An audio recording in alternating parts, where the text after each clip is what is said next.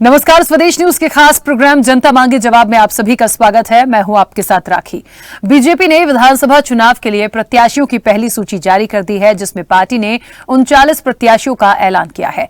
दरअसल विधानसभा चुनाव से पहले बीजेपी का खास फोकस उन सीटों को जीतना है जो वो हारी हुई है। ऐसे में विशेष रणनीति के तहत बीजेपी का नया ये प्रयोग किया है, जो जीत के लिए बीजेपी का एक्शन प्लान भी है। लेकिन चुनाव की तारीख से पहले प्रत्याशियों की घोषणा की गई है। अब इतनी जल्द सूची जारी करने के आखिर मायने क्या हैं और इसका कितना असर भाजपा के साथ कांग्रेस पर पड़ेगा, ये देखने वाली बात होगी। जनता मांगे जवाब में आज इसी मुद्दे पर करेंगे चर्चा, टिकट कट टू कट में।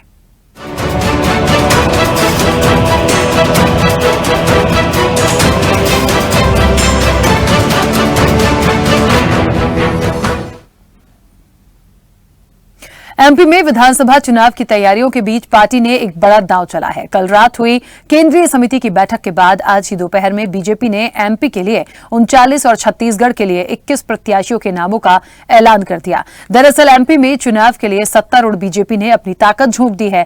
केंद्रीय मंत्री लगातार यहां का दौरा कर माहौल को बीजेपी के पक्ष में करने की कोशिश में जुटे हैं। तो वहीं आज बीजेपी ने एक चौंकाने वाले फैसले लेते हुए अपने 39 उम्मीदवारों की पहली लिस्ट जारी कर दी है। दरअसल माना जा रहा है कि मध्य प्रदेश चुनाव के लिए बीजेपी ने जो प्लान तैयार किया है, उसके फॉर्मूले के मुताबिक सभी 230 सीटों को ए, बी, सी और डी श्रेणी में बांटा गया है। यह बंटवारा पिछले चुनाव में मिली हार जीत के आधार पर किया गया है।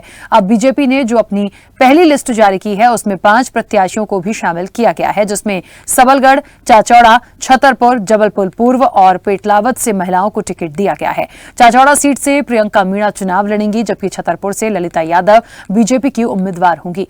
जबलपुर पूर्व से अंचल सोनकर मैदान में होंगी। इसके अलावा पेटलावद आरक्षित सीट से निर्मला भूरिया को उम्मीदवार बनाया गया है और सबलगढ़ से सरला बृजेंद्र रावत को उम्मीदवार बनाया गया है। अब बीजेपी ने जो जीत का एक्शन प्लान तैयार किया है और ये जो बीजेपी का नया प्रयोग है, जिसमें चुनाव की तारीख के ऐलान के पहले ही प्रत्याशियों की घोषणा की गई है, इसके मायने क्या हैं और ये प्रयोग कितना सफल होगा, ये देखने वाली बात होगी। लेकिन जैसा कि माना जा रहा है कि हारी हुई सीटों पर बीजेपी पहले ही टिकट की घोषणा करेगी, सो हुआ भी वही। जनता मांगे जवाब में इसी मुद्दे पर करेंगे चर्चा, टिकट कट टू कट में। माननीय प्रधानमंत्री मोदी जी के नेतृत्व में, माननीय राष्ट्रीय अध्यक्ष जेपी नड्डा जी, माननीय अमित शाह जी के नेतृत्व में कल जो बैठक संपन्न हुई, उस बैठक में हुए निर्णय के साथ आज 39 विधानसभाओं के प्रत्याशी भारतीय जनता पार्टी मध्य प्रदेश ने घोषित कर दिए हैं। मैं सभी प्रत्याशियों को बधाई देता हूं, उन्हें शुभकामनाएं देता हूं। माननीय प्रधानमंत्री मोदी जी का, माननीय राष्ट्रीय अध्यक्ष जेपी नड्डा जी का, माननीय अमित शाह जी का बहुत धन्यवाद करता हूं कि मध्य प्रदेश के अंदर 39 विधानसभाओं के प्रत्याशियों का चयन करके एक ऐसे प्रत्याशियों का चयन मध्य प्रदेश के अंदर हुआ है जो आगामी आने वाले 2023 के चुनाव में विजय का परचम तो फहराएंगे ही, विजय के साथ माननीय प्रधानमंत्री जी के संकल्प कि 2023 के अंदर 2023 की विजय के साथ 2047 का माननीय प्रधानमंत्री जी का वो भारत जो दुनिया के अंदर सिरमौर बनकर के खड़ा होगा, इस संकल्प को पूरा करने में इन सारे लोगों की महत्वपूर्ण भूमिका होगी। देखिए, भारतीय जनता पार्टी ने जिन जिन को निर्देश दिया था कि आपको समाज में जहर घोलना है, आपको विवादित बयान देने हैं, ऐसे लोगों को इसमें टिकट दिया गया है। भारतीय जनता पार्टी ने प्रीतम लोधी को टिकट दिया है, जिन्होंने एक समाज के बारे में ऐसी ऐसी टिप्पणियां की तो यहाँ बोली नहीं जा सकती। उन्होंने आलोक शर्मा जी को टिकट दिया, जिन्होंने अभी 2-3 दिन पहले ये टिप्पणी की थी कि आप लोग वोट मत देना जाया करो, एक जाति विशेष, धर्म विशेष को टारगेट करके उन्होंने बोला। लाल सिंह आर्य जी को टिकट दे करके उन्होंने महाराज गुट का एक टिकट काट लिया है और एदन सिंह कंसाना को टिकट दे करके ये प्रूव कर दिया है कि नाराज, महाराज और भाजपा, ये तीनों में किसकी कितनी चलती है। भारतीय जनता पार्टी अपनी हार को लेकर के सशंकित और आशंकित है और ये इनके टिकट डिस्ट्रीब्यूशन में साफ दिखाई देता है। मध्य प्रदेश में होने वाले विधानसभा चुनाव के लिए भारतीय जनता पार्टी ने पहली सूची जारी कर दी है। उत्तर से जिस नाम के कयास लगाए जा रहे थे, उस पर मोहर लगी है। आलोक शर्मा जी हमारे साथ हैं। सर, पहले तो बहुत बहुत बधाई, टिकट आज फाइनल हो गया। चुनाव होने हैं मध्य प्रदेश में, टिकट आपका फाइनल हुआ है, क्या कहेंगे?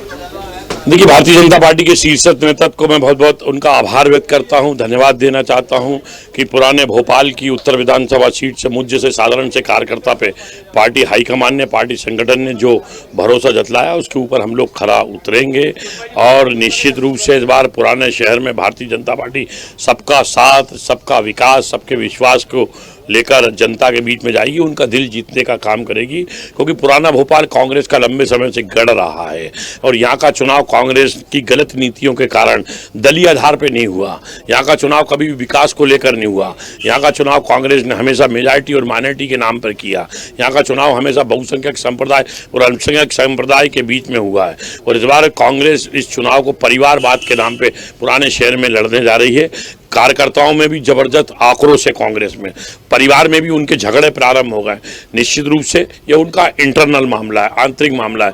फिर भी हम जनता के बीच में जाएंगे। जनता का जो भारतीय जनता पार्टी की शिवराज सिंह चौहान की सरकार की जो जन कल्याणकारी योजना है उनको लेकर हम लाभार्थियों से भी संपर्क करेंगे, हितग्राहियों को भी जोड़ेंगे और इस बार पुराने शहर की जनता भारतीय जनता पार्टी का पुराने शहर में कमल का फूल खिलाएगा। मैं दावे के साथ कह सकता हूं कि इस बार पुराने शहर में कमल का फूल खिलने वाला और भारतीय जनता पार्टी विजय श्री का वरण करेगी। कहीं न कहीं वो कांग्रेस का गढ़ मानी जाती है उत्तर की सीट, वहाँ पर कैसा मुकाबला होगा? आप आरिफ वकील से लड़ना चाहेंगे या आतिफ वकील से लड़ना चाहेंगे? अब ये उनका इंटरनल मीटिंग है, अब्बा लड़ेंगे कि उनका बेटा लड़ेगा, ये तो आप देखेंगे जनता। ये तो कांग्रेस पार्टी का इंटरनल मामला है। पार्टी ने जो भी लड़ेगा उससे मुकाबला करने वाले दो दो हाथ करेंगे, तैयार है। भारतीय जनता पार्टी अपने मजबूत संगठन के आधार पे, भारतीय जनता पार्टी का एक एक कार्यकर्ता पुराने शहर में मजबूत है। हमारे बूथ पे कार्यकर्ता तैनात है, बूथ पे हमारी सेना तैयार है, हमारे त्रिदेव बने हुए हैं, उनको लेकर हम रणनीति के तहत काम करेंगे और निश्चित रूप से इस बार पुराने शहर से कमल का फूल खिलने वाला है। तो ये थे हमारे साथ बीजेपी के प्रत्याशी उत्तर विधानसभा जिनका चयन हुआ है, आलोक शर्मा जी, जिनका साफ तौर पर कहना है कि भारतीय जनता पार्टी का जो कमल है इस बार उत्तर विधानसभा में खिलेगा। वो टिकट मिलने के बाद से उत्साहित है, लगातार उनके जो बंगले पर है उनके चाहने वालों की जो भीड़ लगी हुई है, लगातार उनको बधाइयां दी जा रही है, उससे भी वो कहीं ना कहीं उत्साहित नजर आए। उन्होंने साफ तौर पर कहा है कि जो कांग्रेस ने वहाँ पर विकास नहीं किया है वो विकास की गंगा बीजेपी बहाएगी और वहाँ पर इस बार कमल खिलेगा। कैमरा पर्सन राकेश के साथ मोहम्मद ताहिर खान, स्वदेश न्यूज, भोपाल। देखिए, तो सूची तो जल्दी आ गई है भारतीय जनता पार्टी की और निश्चित तौर पर जिन नामों का ऐलान किया गया है, भोपाल से भी 2 विधानसभा ऐसी हैं जिस पर नाम सामने आ गए हैं। अब ये क्या कांग्रेस के लिए थोड़ा सा आसानी हो जाएगी कि वो सामने किस चेहरे को रख सकते हैं एक कॉम्पिटिटर के रूप में? दूसरी चीज, मुद्दे अपनी अलग जगह बनाए हुए हैं, मुद्दे एक अलग होंगे इन इलेक्शंस के लिए। तो कुल मिलाकर एक साथ 2 स्टेट की बात हुई है और दोनों जगह से जो नाम सामने आए हैं बेहद दिलचस्प होने वाला है। लेकिन क्योंकि मध्य प्रदेश की यदि हम बात करें तो यहां पर अब कौन होगा, कितना चलेगा, कमल खिलेगा या हाथ का पंजा होगा, ये पूरी निर्णायक जो होगी वो जनता होगी। लेकिन बहुत सारे सवाल इसके पीछे हैं और उन सवालों का जवाब भी लेंगे। हमारे साथ मेहमान जुड़े हैं, सबसे पहले आपका परिचय करा दें। बीजेपी का पक्ष रखने के लिए दुर्गेश केसवानी जी हमारे साथ जुड़े हैं। दुर्गेश जी, बहुत स्वागत चर्चा में जुड़ने के लिए। कांग्रेस का पक्ष रखने के लिए अमित तावरे हमारे साथ जुड़े हैं। अमित जी, आपका भी बहुत स्वागत है। और स्वदेश न्यूज के managing editor RP Srivastava ji हमारे साथ जुड़े हैं। आरपी श्रीवास्तव जी, आपका भी बहुत स्वागत है। चर्चा की शुरुआत सबसे पहले दुर्गेश जी आपसे ही करना चाहती हूं और बहुत बार बार एक सवाल जहन में आ रहा है कि इतनी जल्दी पहली सूची जो जारी की गई है उसके क्या मायने हैं, क्या तैयारियां हैं और क्या सोच के इतनी जल्दी से ऐसा मंथन हुआ कि पहली सूची आई है? क्योंकि अमूमन हमने देखा है एंड मोमेंट पर तमाम चीजें आती हैं, फिर बदलाव भी हो जाता है। तो ये सूची जो है इसको मैं संभावित मानूं या मैं इसको मान लूं कि ये फाइनल है और यही प्रत्याशी हूं? दुर्गेश जी, मेरी आवाज पहुंच रही है? चलिए, दुर्गेश जी तक मेरी आवाज नहीं पहुंच रही है। अमित जी, मेरी आवाज पहुंच रही है? अमित जी, मेरी आवाज पहुंच रही है? हाँ बिल्कुल, आपकी आवाज आ रही है मुझे। बिल्कुल। अमित जी, क्या लगता है? मुझे लगता है कि अभी तो चुनाव की तारीखों का ऐलान नहीं हुआ, उसके पहले सूची आ गई है भारतीय जनता पार्टी की और मध्य प्रदेश छत्तीसगढ़ दोनों के लिए आई है। लेकिन हम बात मध्य प्रदेश की अभी मुख्य रूप से करें तो मुझे लगता है कि जिस तरह से नाम सामने आए हैं, क्या माना जाए कांग्रेस के लिए एक आसान हो जाएगा अपने कैंडिडेट्स के नाम घोषित करना? क्योंकि तमाम चीजें देखी जाती हैं, मुद्दे अपनी जगह हैं, चेहरा अपनी जगह है, कैंडिडेट पर दाव वही उसी कैंडिडेट पर लगाया जाता है जो जिताऊ होता है। तो बीजेपी वर्सेस कांग्रेस का मुख्य रूप से मध्य प्रदेश में चुनाव है, तीसरा विकल्प आम आदमी पार्टी है। लेकिन फिलहाल जो सूची आई है, जो नाम आए हैं, भोपाल की भी मैं बात करूं तो 2 विधानसभा ऐसी जहां से नाम सामने आ गए हैं, तो कांग्रेस की क्या इसके बाद प्लानिंग? देखिए, इसमें कोई नई बात नहीं है और मुझे लगता है कि मध्य प्रदेश में अभी फिलहाल की स्थिति में 2 राजनीतिक दल हैं जिनके बीच मुकाबला होना है। और ये लिस्ट का आना, ये लिस्ट तो आनी थी, चाहे हमारी आए या उनकी आए। और चूंकि ये भारतीय जनता पार्टी का एक ये अंदरूनी मामला है, उन्होंने अपनी लिस्ट जारी कर दी है। हर पार्टी जो है वो जीत के लिए, जीत की रणनीति पर काम करती है। लेकिन राकेश जी, आप एक सीनियर एंकर हैं और मुझे लगता है कि इस बार का मध्य प्रदेश का चुनाव कोई आम चुनाव नहीं है, ये सबसे खास चुनाव है। क्योंकि एक चलती हुई सरकार को किस तरीके से सौदेबाजी करके गिराया गया और वापस किस तरीके से हथियाया गया, ये मध्य प्रदेश की जनता ने देखा है। तो ये कितना ही पहले लिस्ट जारी कर दें, कितना ही आला कमान मध्य प्रदेश के चुनाव को अपने हाथ में ले ले, लेकिन अंततः जिस दिन चुनाव होता है, जिस दिन वोट डलता है, वोट तो जनता जनार्दन ही डालती है। और आप देखिए कि 4 बार के मुख्यमंत्री के राज में मध्य प्रदेश में ऐसा कौन सा वर्ग है या कौन सा ऐसा वो है जिसको मैं कहूं कि वो अछूता नहीं है। ये आदिवासियों की बात करते हैं। देखिए, आदिवासी अत्याचार में मध्य प्रदेश जो है वो प्रथम 5 में रहा है हमेशा से, जब से शिवराज जी ने पदभार ग्रहण किया है। बेरोजगारियों की तो क्या स्थिति है, हमने देखा है। नौकरी नहीं मिलती, नौकरी निकलती है तो पेपर आउट हो जाता है। पटवारी में क्या हुआ ये हमने सब में देखा, व्यापम में क्या हुआ सबने देखा। महिला अत्याचार में सबसे अनसेफ है मध्य प्रदेश, ये एनसीआरबी की रिपोर्ट है ये।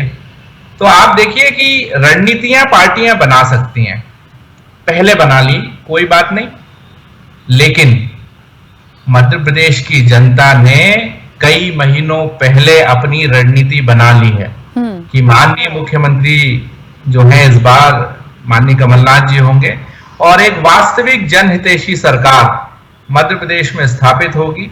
एक ऐसी सरकार जिसका पहले का 15 महीने का एक शानदार कार्यकाल मध्य प्रदेश की जनता ने देखा है। ठीक है, तो मुझे लगता है कि भारतीय जनता पार्टी कितने भी पहले अपने प्रत्याशी जारी कर दे, लेकिन जनता जनार्दन ने उससे भी पहले अपना मन बना लिया है कांग्रेस को विजयश्री दिलवाने का। चलिए ठीक है, अब ये तो खैर आने वाले समय में देखेंगे कि क्या होगा, लेकिन क्या स्ट्रेटजी है, क्या हो सकता है, किन मुद्दों को ध्यान रखा जाएगा, ये महत्वपूर्ण है। और दुर्गेश जी हमारे साथ अभी कनेक्ट नहीं है। आरपी श्रीवास्तव जी, मुझे ऐसा लगता है कि समय से पहले कह लीजिए या थोड़ा जल्दी कह लीजिए, जो भी है लिस्ट तो आनी थी, जैसा कि कांग्रेस कह रही है अभी आती बाद में आती, पहले उनकी आ गई हमारी आएगी, ये तो होना ही था।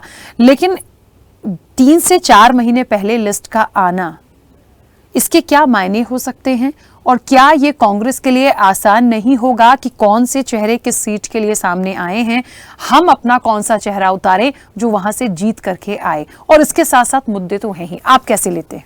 देखिए राकेश जी, जिन सीटों पर डिक्लेयर किया भारतीय जनता पार्टी ने, वो लगभग जो है सारी सीटें कांग्रेस के पास हैं और इनकी पहले से तैयारी थी। जिस तरह से अमित शाह जी पहले से आ रहे थे और 50 सीटों पर जो फोकस करते आ रहे थे कि इन जगहों पर जहाँ पर कि पार्टी को जो है चुनाव जीतना है, जहाँ पर वो जो है भारतीय जनता पार्टी पिछले चुनाव में चुनाव हारी, या कई ऐसी सीटें हैं जहाँ पर वो हारती आ रही है।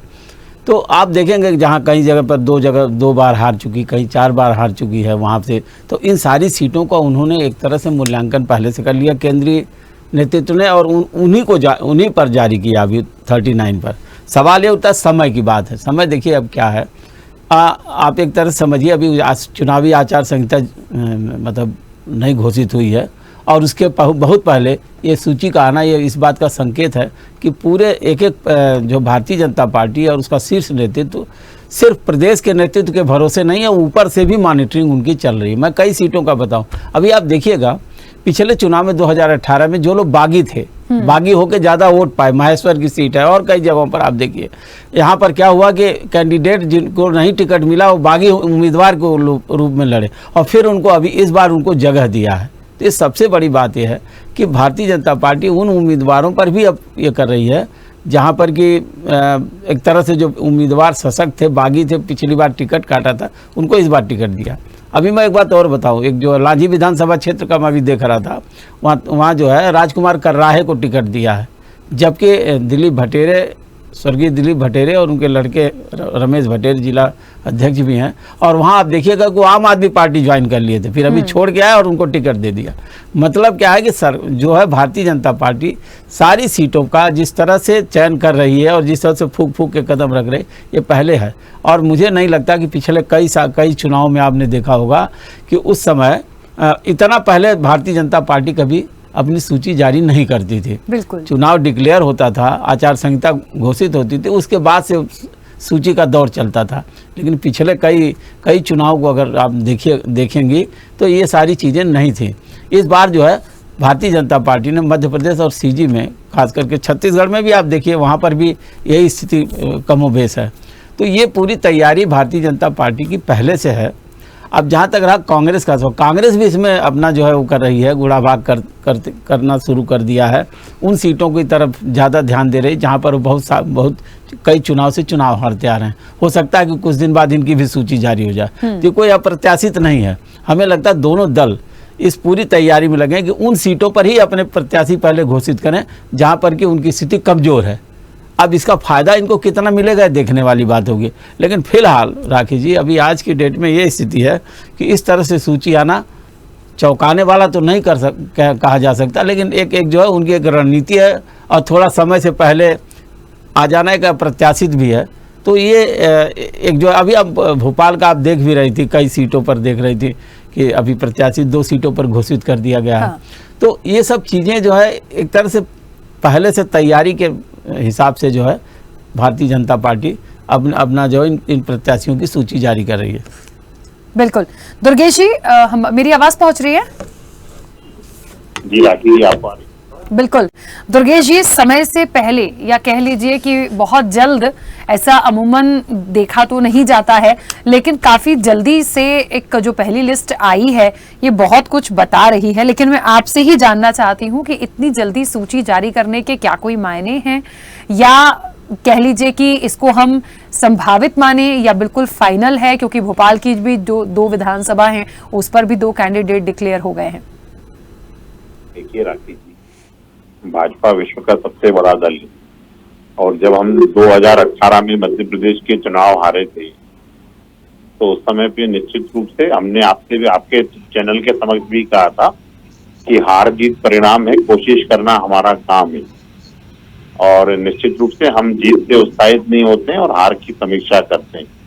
और जब हार की समीक्षा होती है तो निश्चित रूप से आप उसके, आज जिस चीज पे हम डिबेट कर रहे हैं वो परिणाम देख रहे हैं आप। हमने निश्चित रूप से जो आकांक्षी विधानसभाओं का जो हमने अपने प्रभारी बनाए थे, जो हम उसको माइन्यूटली वॉच कर रहे थे, हम उन सीटों पे काम कर रहे थे, क्योंकि हम लंबे समय से जो सीटें हार रहे हैं उसको निश्चित रूप से हमें जीतना है, क्योंकि हमारे को जो लक्ष्य मिला हुआ है अब की बार 200 पार, हमारे केंद्रीय नेतृत्व भी ये चाहता है, प्रदेश नेतृत्व भी चाहता है। तो इसीलिए जो कि हमारा देवतुल्य कार्यकर्ता है, परिश्रम की पराकाष्ठा करके जो हमारा लक्ष्य है अब की बार 200 पार, उसको हम लोग छुएंगे। चलिए, लेकिन कांग्रेस को अभी भी ऐसा लगता है कि आप चाहे सूची अभी लाइए, बाद में लाइए, जो भी लाइए, जनता अपना मन बना चुकी है, क्योंकि कोई भी ऐसी एक वजह नहीं है जिससे जो लोग हैं वो शिवराज सरकार से खुश हों। देखिए राखी जी, हमारा जो विपक्षी दल है वो आरोपों के रथ पर सवार है। उनके पास करने के लिए, बताने के लिए, उन्होंने देश में 55 साल से ज्यादा राज किया, और आज भी उनकी उम्मीदें माननीय मुख्यमंत्री शिवराज सिंह चौहान जी थी। 2003 में जब हमें प्रदेश बंटाधार हालत में मिला था, मध्य प्रदेश में अगर उद्योग थे तो सिर्फ इन्वर्टर के उद्योग थे, जो लाइट नहीं कभी कभी आती थी उसके लिए इन्वर्टर के उद्योग पनप रहा था, उसका धंधा पनप रहा था। जो ये लोग सागर जाते थे दिग्विजय सिंह जी के टाइम पर, तो नाश्ता भी पैक करा के जाते थे, लंच भी, और रात का हो सकता है दूसरे दिन का नाश्ता भी करना पड़े, इतना समय लगता था। आज अगर यहाँ पे भोपाल में चाय पीते हैं तो नाश्ता सागर जाके करना पड़ता है। इंदौर, चाहे इंफ्रास्ट्रक्चर डेवलपमेंट की बात कर लीजिए आप, चाहे शिक्षा की बात कर लीजिए, चाहे महिलाओं की सशक्तिकरण की बात कर लीजिए, हर वर्ग के लिए हमने काम किया है। हम माननीय मोदी जी के मूल मंत्र सबका साथ, सबका विकास और सबके विश्वास को लेकर काम करते, तो जनता उसको अच्छा मानती है। 20 साल से जनता इसीलिए हमें आशीर्वाद देती आ रही है। हमें 3 में भी आशीर्वाद दिया, 8 में भी दिया, 13 में भी दिया और 18 में भी हमें जनता ने आशीर्वाद दिया था। राखी जी, वोट शेयर हमारा कांग्रेस से ज्यादा था, पर सीटों की गिनती में हम कम थे, इसलिए इनको राज करने का वक्त से बदलाव की बात करने पड़ी। पर प्रदेश की जनता ने स्पष्ट रूप से देख लिया कि ये लोग चुनाव से पहले भगवान की बात करते हैं और चुनाव के बाद सम्मान की चिंता करते हैं। ठीक है, चलिए अमित जी, मुझे ऐसा लगता है कि लगातार जिस तरह से कांग्रेस ये कहती आई है कि हम सर्वे करा रहे हैं, सर्वे के आधार पर टिकट दिया जाएगा, क्या वाकई सर्वे के आधार पर कांग्रेस टिकट देगी या फिर जो चेहरे अभी सामने पहली सूची में बीजेपी की तरफ से आए हैं उनको ध्यान में रखकर टिकट दिया जाएगा, कि जिताऊ चेहरा क्या हो सकता है? देखिए राखी जी, मुझे लगता है कि हम सबके लिए गौरव वाली बात है, मेरे जैसे एक छोटे से कार्यकर्ता के लिए, कि हमारा जो नेतृत्व है मध्य प्रदेश का, वो माननीय कमलनाथ जी जैसे और माननीय दिग्विजय सिंह जी जैसे अनुभवी योद्धा हमारे नेता हैं। और आपने देखा होगा कि पिछली बार की भी यदि हम बात करें 2018 की, 6 महीने पहले माननीय कमलनाथ जी को प्रदेश कांग्रेस का अध्यक्ष बनाया था और 6 महीने में उन्होंने भारतीय जनता पार्टी को घर बिठा दिया था। तो अब तो अनुभव 5 साल 6 महीने का हो चुका है। और दिग्विजय सिंह जी ने जो नर्मदा यात्रा करी थी, उसमें आपने देखा था, आपके चैनल ने भी बताया था कि उसने किस तरीके से निर्णायक भूमिका मध्य प्रदेश के चुनाव में निभाई थी। तो जो भी बेहतर होगा, जो भी पार्टी के हित में होगा, जो भी योग्य होगा, उसको निश्चित तौर पर टिकट भी मिलेगा और वो विजयश्री भी प्राप्त करेगा। लेकिन सबसे महत्वपूर्ण बात यह है कि जब शिवराज जी ने पहली बार शपथ ली थी, जब जो बच्चा पैदा हुआ था, आज वो बच्चा जब प्राइवेट कॉलेज से डिग्री लेकर हाथ में निकलता है, अपने माता पिता की पूरी जीवन भर की कमाई वो प्राइवेट यूनिवर्सिटी में देकर एक सपना संजोता है कि मुझे भोपाल में नौकरी मिलेगी और मैं अपने बूढ़े माँ बाप की सेवा यही भोपाल रहकर करूंगा। लेकिन जब वो निकलता है तो उसकी आंखों में सिर्फ आंसू होते हैं। 4 बार के शिवराज जी के राज में आज भी भोपाल, इंदौर, ग्वालियर, जबलपुर कहीं भी कोई ऐसी कंपनी नहीं है। तो उसको अपने मन को दुखी करते हुए, अपने मन में आंखों में आंसू लेकर और माता पिता की आंखों में आंसू देकर उसको हार कर आज भी मुंबई, दिल्ली, बेंगलोर, हैदराबाद की ओर रुख करना पड़ता है। तो वो ये पूछेगा इस बार कि मामा ये बताओ, आपने तो मुझे भांजा बोला, लेकिन मेरा क्या कसूर था? मैंने तो पढ़ाई भी करी, डिग्रियां भी ली, मेरे पूरे माता पिता ने पैसा भी लगाया, लेकिन रोजगार के नाम पर मध्य प्रदेश में कुछ नहीं है। तो ये कितनी भी कुछ भी बात कर लें, इस बार जनता जो है छलावे में नहीं आने वाली। और हमें तो कोई चिंता देखिए राखी जी इसलिए भी नहीं है, 2018 में भी अमित शाह जी थे और उस टाइम तो राष्ट्रीय अध्यक्ष हुआ करते थे भारतीय जनता पार्टी के, तब भी उन्होंने कहा था कि अब की बार 200 पार। जनता ने कहा अब की बार घर बैठो यार। तो इस बार तो ये सरकार को इन्होंने गिराया है, चाहे आदिवासी वर्ग हो, चाहे महिला वर्ग हो, चाहे बेरोजगारों के मामले हो, सबके मन में ये एक दर्द है कि चलती हुई अच्छी सरकार को, कमलनाथ जी की सरकार को इन्होंने गिराया। तो इस बार 175 से ज्यादा सीटें कांग्रेस की मध्य प्रदेश में आएंगी और एक जनहितैषी सरकार मध्य प्रदेश में स्थापित होगी। बिल्कुल, चलिए, क्योंकि समय की भी सीमा है और मुझे लगता है विषय बड़ा है, लेकिन समय की सीमा है, मुझे इस चर्चा को रोकना होगा। आप सभी का बहुत शुक्रिया इस चर्चा में जुड़ने के लिए। तो निश्चित तौर पर देखिए, एक समय से पहले कह लीजिए, या अभी तो चुनाव की तारीख नहीं आई है, लेकिन उससे पहले बीजेपी की लिस्ट आ गई है। अब जो कहा जा रहा है कि हम अपने सर्वे के आधार पर करेंगे या फिर हमारा क्राइटेरिया कुछ और होगा, ये बातें हैं, बातें तो चलती रहेंगी, लेकिन ये बात बहुत महत्वपूर्ण है। आने वाले समय में ये देखने लायक होगा कि जनता क्या निर्णय देती है, क्योंकि मुद्दों के साथ साथ ये बात बिल्कुल सही है, जो जिताऊ चेहरा होता है उस व्यक्ति की छवि होती है, उसका नेतृत्व होता है, उसका पूरा रिपोर्ट कार्ड होता है। तो क्या रिपीटेशन होगा या बदलाव होगा, ये देखना वाकई दिलचस्प होगा। और देखेंगे आने वाले समय में जब कांग्रेस की सूची आएगी इन्हीं विधानसभा सीटों के लिए, जिस पर आज नाम बीजेपी ने जारी किए हैं, तो फिर समझ में आएगा कि किस तरह से आकलन किया गया है। जनता मांगे जवाब में इतना ही। खबरों के अपडेट्स के लिए बने रहिएगा स्वदेश न्यूज के साथ। सबसे पहले देश।